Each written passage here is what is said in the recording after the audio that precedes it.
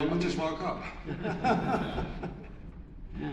Steve, that was fantastic to see your documentary on the big screen here at the Genesis. How does that make you feel, seeing all your hard work finally presented in the public? Yeah, it's good. I don't know what to say really. It's sort of a year in the making, isn't it? So I've seen it so many times, I'm sort of like, and I see all the little mistakes in it, and I think, oh, I should have been better. I think that's brilliant, mate. Wasn't that brilliant, ladies and gentlemen?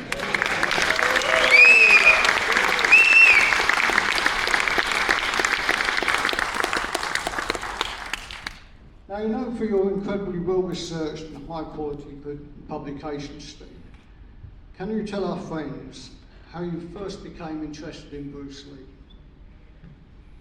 Like everyone else, really, I suppose, at that time period, you know, it was just something different, wasn't it? You know, that come on the scene, and it was just, I was only 10-year-old, you know, so just opened my eyes to something I hadn't seen before. So Yeah. I sort of started karate in late '73, Right. all because of seeing Bruce Lee on the magazine. Really, I was too young to go and see it at the cinema, obviously. So yeah, that was it really. Just went on from there. Yeah. So when you actually start thinking about writing books and becoming an author? I didn't really. It just sort of fell into it, really. You know, just I always liked the research and the photographs, and what I found with most books that it never explained what the photographs were. Yeah. You know, they'd have a mixture of photographs on one page that didn't go with the text. Yeah. You know, and there was a book that I had years ago about the Beatles called A Day in the Life.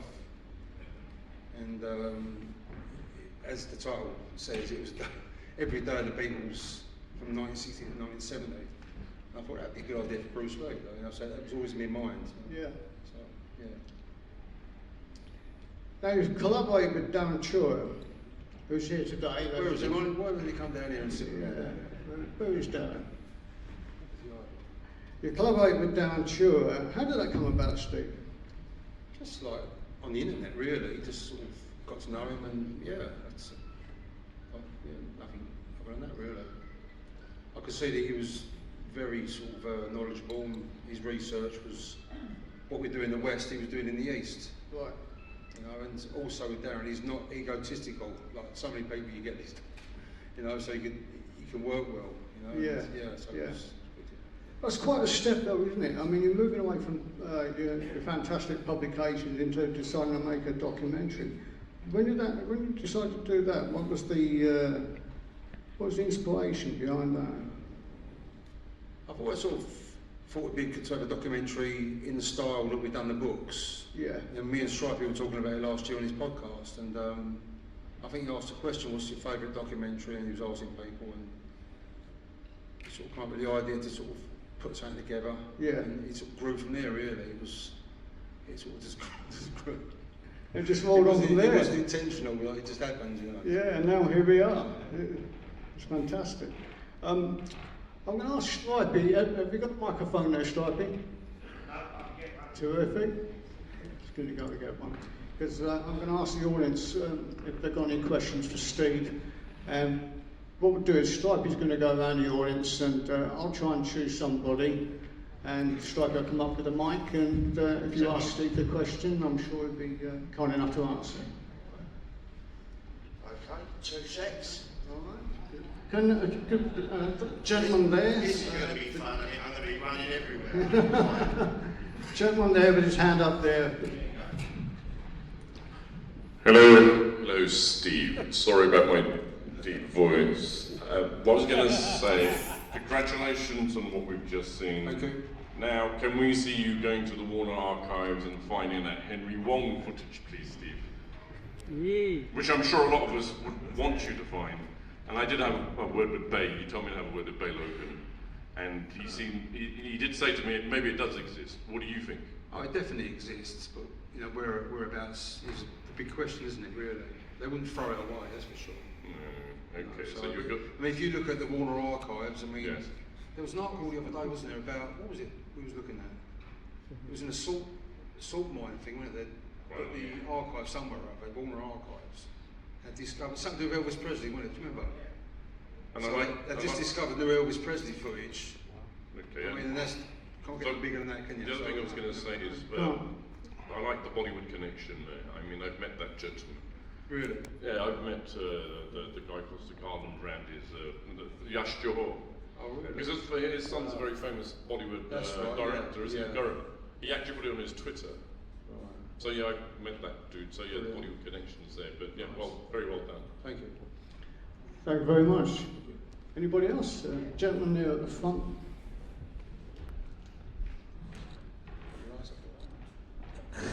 Got a couple of questions actually, Steve.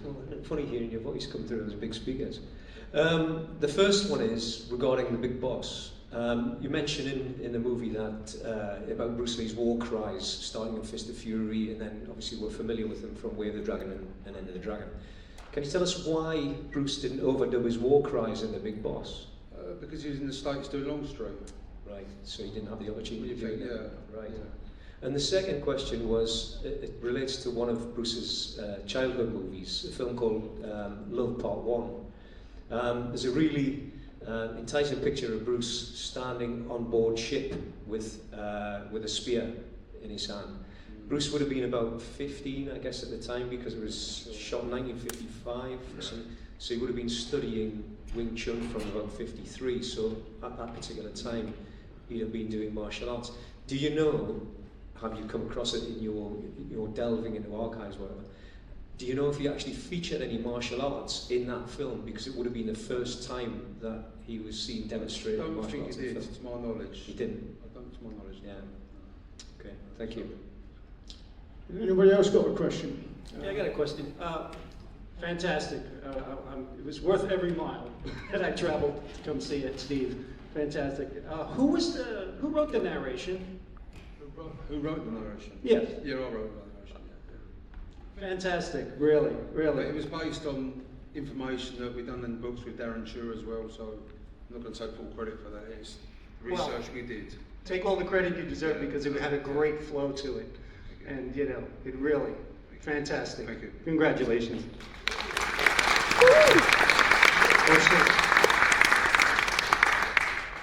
Firstly, amazing, brilliant. For me, I just want to know how much was cut out, how much did you leave out of the documentary to keep it flowing, and what decisions did you make to go even deeper? Because we've just seen the movie side and we could have went really deep. So I'm really Yeah, this was the biggest problem I came across really, because I was only used to doing the books. And with books, you can delve deep, you know. And with this, you know, you'd still be sitting here Monday, you know, watching it. So I found myself on many occasions going down rabbit holes that was, no, I'm going too much into this. So I just sort of eased off, you know. So not so much cut out. I mean, there were sections like he does the Warrior photo shoot and he's on the ocean terminal, and I thought, well, is there any point in really putting it in just for the sake of it?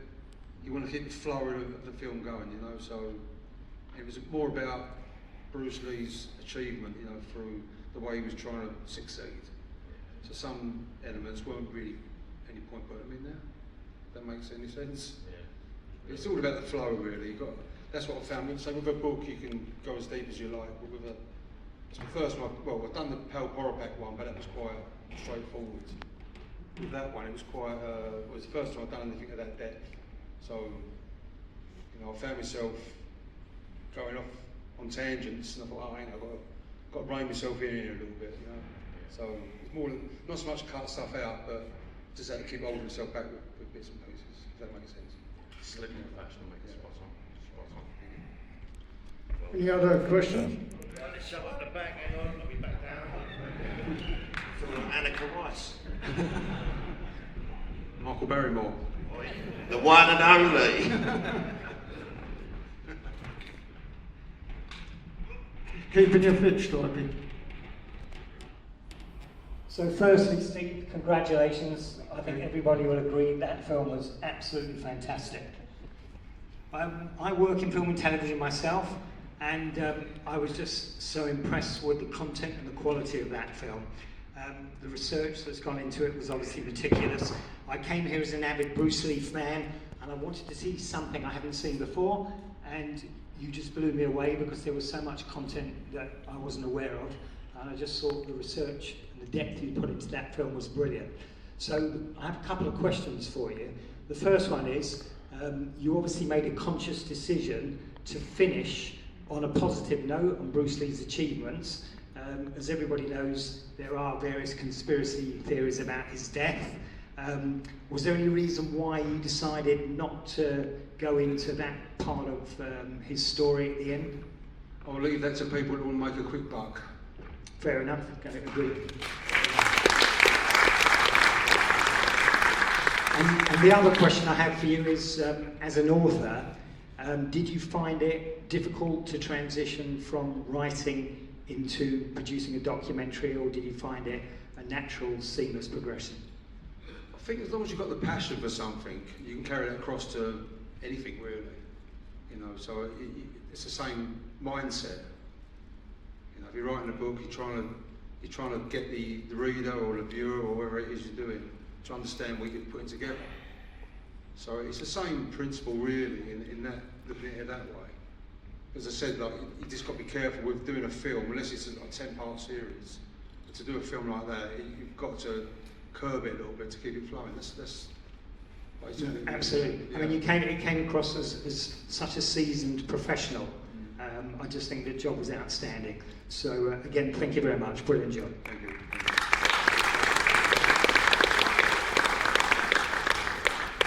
Any further questions? Anybody else? Hello, Steve. Can you hear me? God, it's weird. Yep, gotcha. I forgot what I was going to ask you then. Right, I've got a couple of small ones. Basically, we went to the original convention 40 odd years ago in Kilburn. My memory of that version of The Big Boss, how is your memory regarding the new Arrow release, yeah? Compared to the Mandarin version we saw back then? Do you remember any differences in that to the one that they've released? I think it's the same one really. I mean, Did you? Yeah. Because I have a different recollection of certain little bits. There might have been a bit when they was cutting the bodies up. Yeah, there was a lot. Yeah, There was a bit lot more saw. more. I think. I Yeah, remember there that. was. Yeah. There was definitely no saw in the head. Whatever. No, it there was. wasn't none of that. No, that wasn't it. But, And do you think there will ever be any more footage discovered for the Big Boss? Do you think? It's a tough one, isn't it? But it's, the trouble is the archives at Golden Harvest. If it was Shaw Brothers, I'd say probably yeah. yeah. You know, they tend to look after their stuff a lot more than Golden Harvest do. Right. I'm led to believe. Yeah, sure. But so it's who knows? who Yeah, knows, I who mean, knows. yeah. And the last one, if you ever had a chance to ever have met Bruce Lee, what would you have asked him?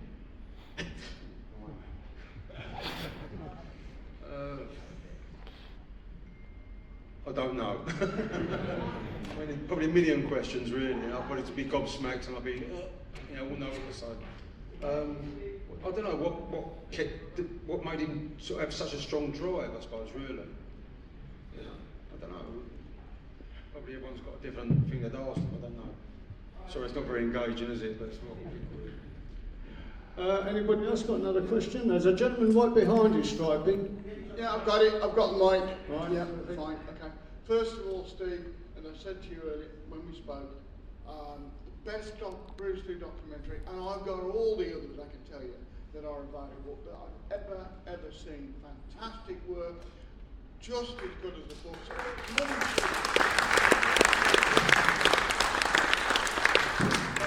For you this. One which I know our friend Striping will share is, do you think there's any chance of getting hold of the Hong Kong Museum documentary, which we'd all like to see? Sorry, say that again, the Hong Kong? Documentary from the Hong Kong Museum that's closed down. Yeah. Basically, I've heard it's very good. It would be great to see that.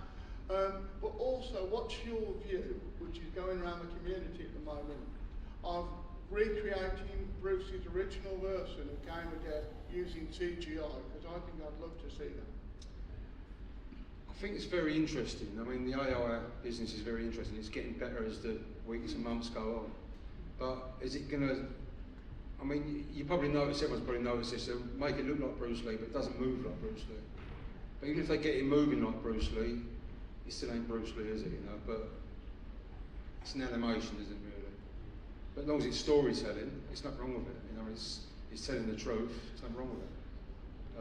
But yeah, I mean, I'll be interested to see if they did that. I think there was one recently in there, someone's doing parts of Game of Death. Is that what you're referring to? I think you talked about the brilliant life of Bruce Lee that was shown at the Heritage Museum. I think that's what you were talking about. Yeah. Oh, sorry, I thought you said about Game of Death, you said, didn't you? I couldn't hear you properly, sorry.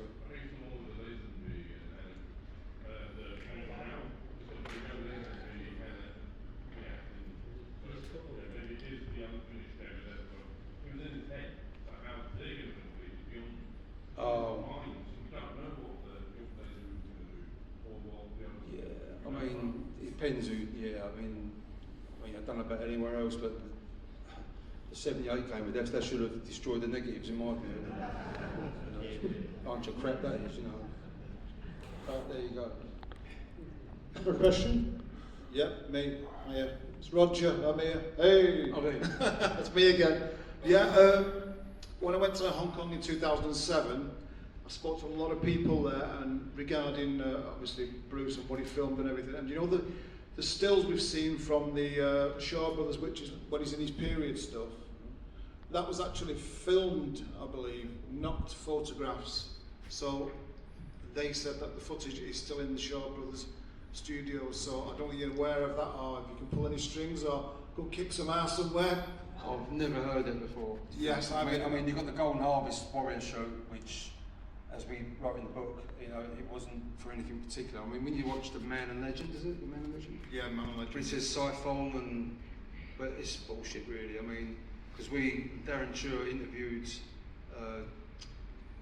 I forget his name, Chan Hong, his name is. He was the makeup artist who made up Bruce for that photo shoot at Golden Harvest, and it was just for a photo shoot. So you don't think there's any footage then?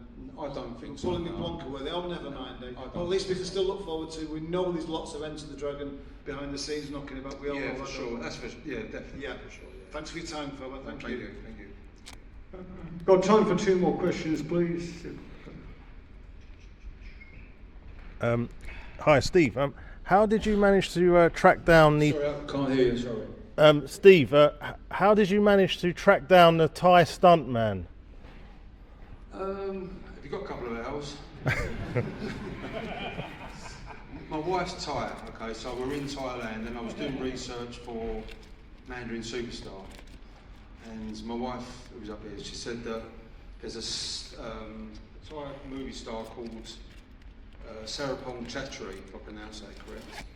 And he has got a temple just outside of Pak Chong of all places. And he's often there talking to the people, like on the microphone to an audience.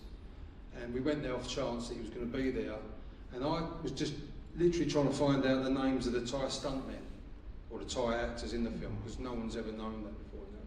So when we went there, he was there. So we got chatting to him. And he passed away recently. He was one of the biggest stars in Thailand, this Chattery. And I was showing him the photographs of, I had it all on my phone. I'm going, do you know who this is? And he's going, yeah, it's a name. Oh, he's dead. Next one, yep, he's dead. Yep, he's dead. Yep, he's dead. It was virtually passed away. But the good thing was he knew all their names. I thought, brilliant, you know, now I can put that in the book. So the unknown faces have now got a name, you know. And suddenly he turned around and said, oh, my friend, he always says about when he worked with Bruce Lee. So my ears pricked up, now what's the, you know. So it turns out that his friend was Pal Porapak, who was also a well-known Thai movie star. And he arranged for him to meet us. We met him in Bangkok, and when I did that interview, that wasn't for the documentary, it was literally for my own research. And I said, I'll film you. It was all in Thai, but my wife being Thai, I can translate it, so if I forget any of the details, I can go over it again when I get home. So we did that. And then sadly, like we seen him the following year, he lost a lot of weight, and then anyway he had cancer, and he died, passed away. And but I thought, I've got this footage, really I should, as a tribute to him, really I should show it, really. So it was like many people over the COVID period, had not much else to do, stuck indoors, and I put it all together, and watched the documentary you watched earlier. So that's how it came about, really. That's how it came about. So by luck, really, by luck. Yeah, sorry. Thank you. Thank you. There's a gentleman over there with his hand up. Hi, Steve. I didn't think in 2026 I'd be surprised by anything about Bruce Lee, so thank you for that. Fantastic. And I'm hoping that you'll screen this in Glasgow soon, because I know a few good venues, so maybe we can have a conversation about that. My question is, does the Bruce Lee family know about this? Have they seen it? And what's their reaction been to it? Yeah, they're fine with it. I mean, as you see, Linda gave us, the reason Linda gave us a message rather than come on film at the beginning, you see, we had Little Joe, then we had Yunhua, and then Linda. But that was my fault really. I contacted her too late, and she would have did it, you know, put herself on camera and done the video for everyone, but she just didn't have time. But yeah, they're fine with it. They're backing it. You know, so yeah, it's no problem at all. It's all officially authorised, or whatever way you want to put it. So there you go. Any other questions? Anybody else? All right, Steve. Hello, mate. We love the documentary. We got a bit emotional watching it as well, part 1 and 2. I know some of the guys and how they felt, but yeah, there's a bit of emotion in that documentary. I loved it. The John Saxon footage for Bamboo, are you going to do a similar documentary on it, like we've seen here in the cinema? I know you showed a bit of it at the end of the documentary. Yeah, that'd be a slightly different thing. I mean, that's still in the process of arranging for interview. I mean, David Tapman's organising that in the States. It's for Antonio Saxon, John's son, and but they're getting a number of people they're interviewing, and it's going to be a sort of different style documentary to what you watched today, obviously. Try to be put together anyway, but it's probably a year or two away, I reckon. But yeah. We've got time for a few more questions. Yeah, sure. Anybody else? Anybody else? Jim?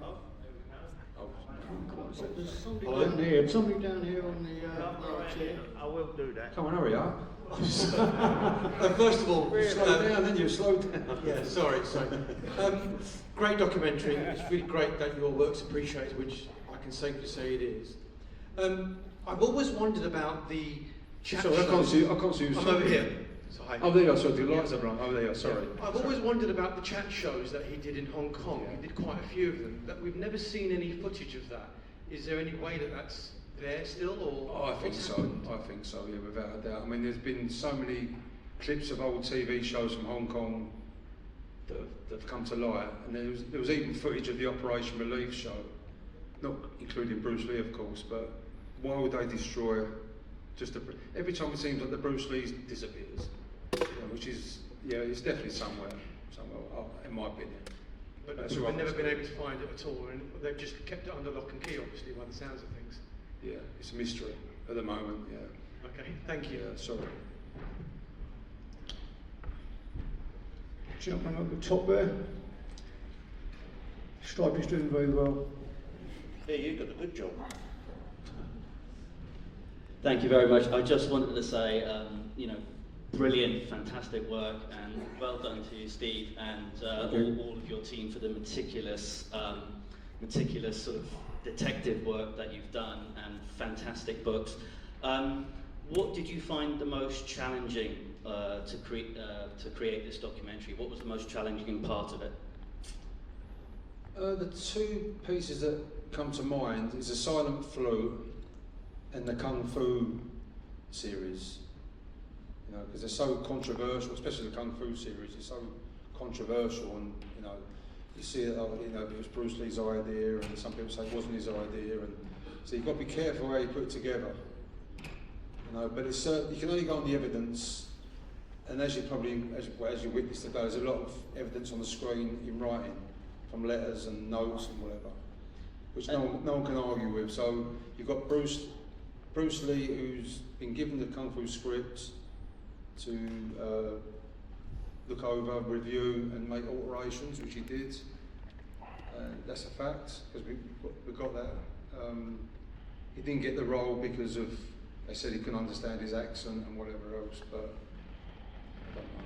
I don't know. And are you planning for a more wider release for this documentary? Because I think it's absolutely brilliant, and it's so fresh, and it's unlike any other documentary that I've seen on Bruce Lee. So are you planning on a wider release? Yeah, it will get released in some shape or form in the near future, for sure.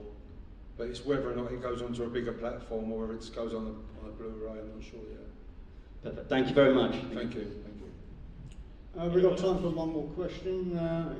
Anyone got Jim, gentleman just down here? I think it could be Jim McEwen actually. Here comes Stripey. You just put your hand up again, please, sir.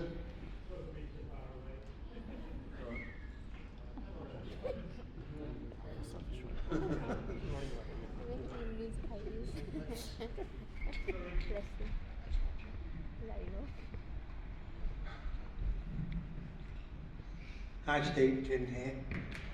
Firstly, all your publications, your books, everything are absolute class. I've got them all. I recommend them to anybody. And my last question, when's part 2? And also, it's actually, I enjoyed it, mate, 100%. Can you ask your wife? She doesn't like Bruce Lee, but she started through it. Oh, you want to bet your wife? My wife, yeah. Okay. So I think she's I'll leave that to you. Thanks, Steve. Thanks, Jim. Enjoyed it 100%. Thank you very much. Can I say big thanks to everyone for coming along? I mean, the effort you put in and the travelling, you know, people come from all over the world. I'm sort of humbled and I'm overwhelmed with it, to be honest with you. So just thanks to everyone. Thank you very much, Steve. We're going to do the raffle shortly, ladies and gentlemen, so if anybody has bought some raffle tickets, just bear with me. I'm just going to find out what we're going to do about that. Another big hand to Steve Kerrish.